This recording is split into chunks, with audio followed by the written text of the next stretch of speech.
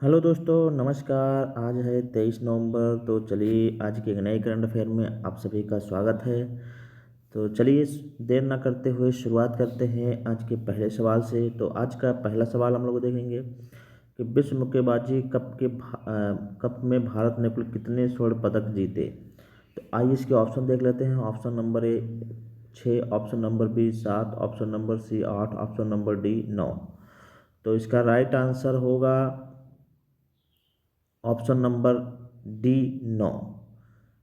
जी हाँ, अभी हाल ही में विश्व मुक्केबाजी कप समाप्त हुआ, जिसमें भारतीय खिलाड़ियों ने बहुत बेहतर प्रदर्शन किया।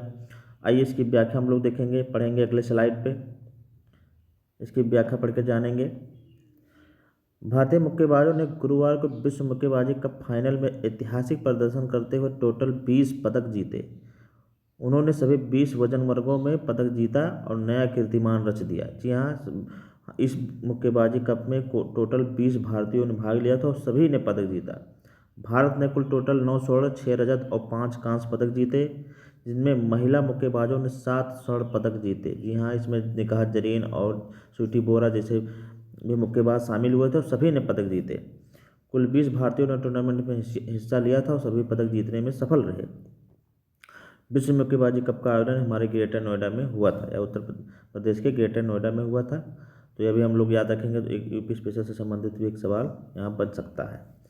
तो पहला क्वेश्चन हम लोगों ने डिस्कस कर लिया। भारतीय मुक्केबाजों ने कुल टोटल 20 पदक जीते, जिसमें 9 स्वर्ण, 6 रजत और 5 कांस्य पदक शामिल थे। इसका आयोजन ग्रेटर नोएडा में हुआ था।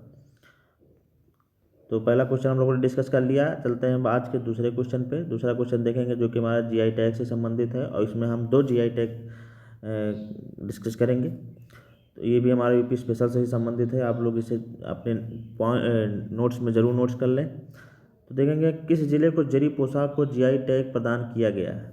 इसका ऑप्शन हो जाएंगे Banaras, option number B Mathura, option number C Ayodhya, option number D Agra. तो इसका राइट आंसर होगा ऑप्शन नंबर बी मथुरा। आइए इसकी व्याख्या पढ़ेंगे हम लोग अगले स्लाइड पे। इसकी व्याख्या देखेंगे। मथुरा के जरी पोशाक और मेरठ बिगुल को हाल ही में जीआई टैग प्रदान किया गया है। मथुरा जरी पोशाक भगवान श्री कृष्ण की पारंपरिक अलंकरण परंपरा से जुड़ी यह उत्कृष्ट हस्त निर्मित पोशाक है, जो अपनी सूक्ष्म जरी कला के लिए प्रसिद्ध है। जी हाँ, ये मथुरा की जो जरी पोशाक है, यह श्री कृष्ण भगवान की जो पहनाई जाने वाली जरी पोशाक होती है, उसी को ही यहाँ पर इसे जो हाथ से निर्मित होती है, उसी ही जीआई टैग दिया गया है। दूसरा हमें मेरठ बिगुल है, जो एक यंत्र है, ये वाद्य यंत्र है बजाने वाला, जो कि स्वतंत्रता संग्राम के दौरान सैनिकों को प्रेरित करने और संदेश प्रसारित करने में इस्तेमाल होने वाला यह प्रतिष्ठित वाद्य यंत्र था, जो भारत की सैन्य विरासत का अहम हिस्सा रहा है। इसे भी जीआई टैग दिया गया है। आइए हम थोड़ा जीआई टैग के बारे में जानेंगे। जीआई टैग अधिनियम जो कि 1999 में आया था, पहला जीआई टैग 2003-4 में दार्जिलिंग चाय को दिया गया था।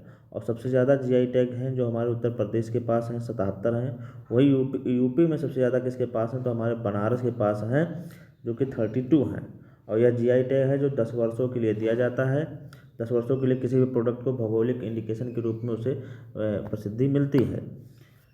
तो यहाँ पर हम लोगों ने डिस्कस कर लिया दूसरा क्वेश्चन। अब हम लोग चलेंगे आज के तीसरे क्वेश्चन पे। तीसरा क्वेश्चन देखेंगे। हमारा तीसरा क्वेश्चन क्या है, दुनिया के सबसे अमीर व्यक्ति कौन बने हैं। दुनिया के तीसरे सबसे अमीर व्यक्ति कौन बने हैं। इसका right option number A Larry Page, option number B Warren Buffett, option number C Elon Musk, option number D Jeff Bezos.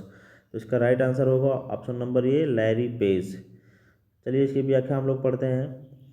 Google के सह संस्थापक गूगल के संस्थापक और अल्फ़ाबेट इन आईएनसी के प्रमुख शेयरधारक लैरी पेज ने आधिकारिक रूप से जेफ बेजोस को पीछे छोड़ते हुए दुनिया के सबसे धनवान तीसरे व्यक्ति में स्थान हासिल कर लिया है। यह बड़ी वृद्धि अल्फ़ाबेट द्वारा जेमिनी 3 एआई मॉडल की घोषणा और कंपनी के शानदार तिमाही प्रदर्शन के बाद देखने को मिला है। तो यहाँ हम लोगों ने डिस्कस कर लिया कि देखा कि दुनिया के तीसरे सबसे अमीर व्यक्तियों में लैरी पेज अपना स्थान बना लिया है, जो कि गूगल के संस्थापक हैं और अल्फ़ाबेट आईएनसी के प्रमुख शेयरधारक भी हैं। लैरी पेज की कुल संपत्ति 7.6 बिलियन डॉलर में वृद्धि हुई है। आइए देख लेते हैं कि दुनिया के शीर्ष 5 अरबपति कौन कौन हैं। पहले स्थान पर हमारे एलन मस्क जी हैं, जो कि टेस्ला कंपनी के मालिक 466.2 बिलियन डॉलर के साथ। दूसरे पे हैं लैरी एलिसन जो कि $276.5 बिलियन के साथ दूसरे सबसे अमीर व्यक्ति हैं। तीसरे पर लैरी पेज आ गए हैं $246.1 बिलियन के साथ, जो कि गूगल और अल्फ़ाबेट के शेयरधारक हैं, गूगल के संस्थापक हैं। चौथे पे हमारे जेफ बेजोस हैं जो कि $233.5 मिलियन के साथ हैं ये चौथे स्थान पर। पाँचवें पे सर्गेई ब्रिन है जो कि $228.2 बिलियन के साथ ये पाँचवें स्थान पर हैं। तो ये हमारे अरबपतियों की सूची हो गई। और भारत में बात करें तो भारत में हमारे मुकेश अंबानी जी हैं, जो कि सबसे अमीर व्यक्तियों में गिने जाते हैं। अब अगला देखते हैं, वन लाइनर के रूप में हम सभी फैक्ट को क्लियर करेंगे, कुछ सवालों को यहाँ पर वन लाइनर जो सवाल हैं उनको हम डिस्कस करेंगे, जो हमारे एग्जाम में सीधे डायरेक्ट पूछ लिए जाते हैं। तो हम आप लोगों को बता दें कि क्लास हमारी 10 से 15 मिनट की क्लास ऑनलाइनर की होती है, जो करंट अफेयर की होती है, जो कि बहुत ही बेस्ट। और यहाँ पर इस 15 मिनट में बहुत सारी जानकारियाँ आपको करंट रिलेटेड तथा जीके से या जीएस से स्टैटिक जीके से संबंधित तमाम जानकारियाँ दी जाती हैं। आप हमारे इस चैनल को सब्सक्राइब कर लें तथा अपनी राय भी ज़रूर दें। जल्द ही हम लोग जीएस का भी वीडियो क्लास स्टार्ट करने वाले हैं। फ़िलहाल मैं उस पर काम कर रहा हूँ। आप लोग हमारे इस चैनल को सब्सक्राइब करें और यहाँ से पढ़कर आप किसी भी एग्ज़ाम को क्लियर कर सकते हैं, ये हमारी गारंटी है। तो आप लोग हमारे इस चैनल को सब्सक्राइब जरूर करें। चलिए हम लोग ऑनलाइन ग्रुप में यहाँ पर सवाल को देखते हैं कि संस्कृति मंत्रालय के तहत एशियाई हाथियों और भारत में इंसानी समाजों के बीच प्रेम और संस्कृति को दर्शाने के लिए कौन सा प्रोजेक्ट शुरू किया गया। तो हमारा गजलोक, इसे हम याद रखेंगे, बहुत ही इंपॉर्टेंट क्वेश्चन है कि संस्कृति मंत्रालय और एशियाई हाथियों और भारत में इंसानी समाजों के बीच प्रेम और संस्कृति को दर्शाने के लिए गजलोक पहल शुरू की गई है। तो अगला हम देखेंगे, दुनिया का तीसरा सबसे बड़ा मानवीय दानदाता देश कौन बना है। तो ये हमारा संयुक्त अरब अमीरात यूएई बना है। तीसरा क्वेश्चन देखेंगे, रीजनल ओपन डिजिटल हेल्थ शिखर सम्मेलन 2025 का आयोजन कहाँ किया गया। ये हमारे नई दिल्ली में किया गया। फिर अगला देखेंगे, विश्व टेलीविज़न दिवस कब मनाया जाता है। हमारा 21 नवंबर को मनाया जाता है। जी हाँ, 21 नवंबर को विश्व टेलीविज़न दिवस मनाया जाता है। फिर अगला देखेंगे, सेबी का पूर्णकालिक सदस्य किसे नियुक्त किया गया है। संदीप प्रधान को।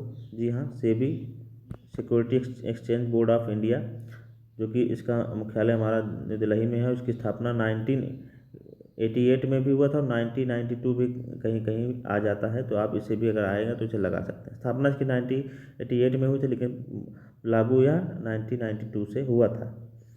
तो यहाँ हम लोग इसे याद रखेंगे। अब अगला देखते हैं, अगले वन लाइनर के फैक्ट पे चलेंगे। अगला वन लाइनर फैक्ट क्या है, सरयू बेलापुला भारत की कौन सी महिला ग्रैंड मास्टर बनी है। यह हमारे 26वें महिला ग्रैंड मास्टर बनी है।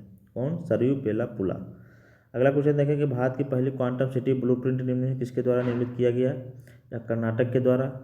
नागालैंड ने 2025 हॉर्नबिल महोत्सव में किन किन देशों को भागीदार देश चुना है। तो इसमें इसने स्विट्जरलैंड को चुना है, आयरलैंड को चुना है और ब्रिटेन को चुना है, जो कि यूनाइटेड किंगडम कहा जाता है। तो इन तीनों देशों को इसने भागीदार देश के रूप में चुना है। अगला क्वेश्चन देखेंगे, किस पूर्वोत्तर राज्य में रामकृष्ण मिशन के पहले कॉलेज का उद्घाटन किया गया। तो हमारा मेघालय है। जी हाँ, मेघालय, जहाँ पे सबसे ज़्यादा बारिश मासिक मेघालय में होती है। उत्तर क्षेत्रीय परिषद का भी मुख्यालय शिलांग मेघालय में ही है। इसे भी हम लोग याद रखेंगे। अगला क्वेश्चन देखेंगे कि 69वें national school game under 19 table tennis tournament का शुभारंभ कहाँ हुआ। तो हमारा जम्मू कश्मीर में हुआ। जम्मू कश्मीर, जो कि हमारा 31 अक्टूबर 2019 को एक यूटी के रूप में अस्तित्व में आया था, जम्मू कश्मीर और लद्दाख के रूप में। यहाँ पे धारा 35 और 370 को हटाया गया था। अब अगला हम लोग देखेंगे स्टैटिक जीके के पोर्शन पे। आज के विशेष में आज शामिल नहीं है, तो आज हम स्टैटिक जीके देंगे, क्योंकि आज संडे है, तो आज हम थोड़ा इसे वीडियो बना लिए थोड़ा सा। अब स्टैटिक जीके में फिर आगे देखेंगे कुछ आंदोलन और कालक्रम की घटनाएं हम पिछले वीडियो में चर्चा कर चुके हैं। जो भी बचे हैं आज आगे हम करने जा रहे हैं। तो हमारा लाहौर अधिवेशन, जो कि 1919 में हुआ था, जवाहरलाल नेहरू के द्वारा, आप लोग जानते हैं, इसकी अध्यक्षता की गई थी। दांडी यात्रा, जो कि 1929 में शुरू हुई थी। यहाँ पे थोड़ा कन्फ्यूजन लग रहा है, ये आप लोग देख लीजिएगा। सबने आंदोलन 1930 में हुआ था। गांधी इरविन समझौता 1931 में हुआ। प्रथम गोलमेज सम्मेलन, जो कि 1930 में हुआ था। द्वितीय गोलमेज सम्मेलन 1931 में हुआ था। तृतीय गोलमेज सम्मेलन 1932 में हुआ था। तथा पूना समझौता जो है 1932 में हुआ, और व्यक्तिगत सत्याग्रह है जो 1940 में हुआ था। यहाँ पे दांडी यात्रा आप थोड़ा चेक कर लीजिएगा, 1929 और 1930 में, मैं थोड़ा कंफ्यूज हूँ, तो इसे आप लोग अब चेक कर लीजिएगा, देख लीजिएगा।